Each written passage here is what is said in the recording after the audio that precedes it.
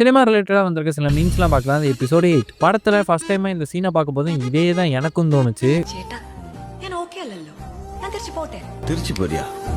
Competition பாண்டிச்சேரியில் இல்லை தம்பி, காமெடி வேண்டாம், நான் சொல்லிட்டேன். நானு காமெடி பண்ணாத. இந்த கிளிப்பை ஃபர்ஸ்ட் டைமாக பார்க்க போதுமே க்யூட்டாக ஃபன்னாக நல்லா இருந்தது.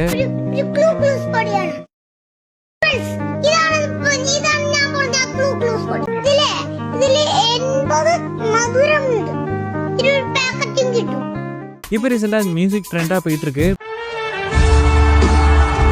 ஃபர்ஸ்ட் டைமாக கேட்கும் போதுமே இது எங்கேயோ கேட்ட மாதிரியான ஃபீல் இருந்தது. ஸோ அது எங்கன்னு பார்த்தோன்னா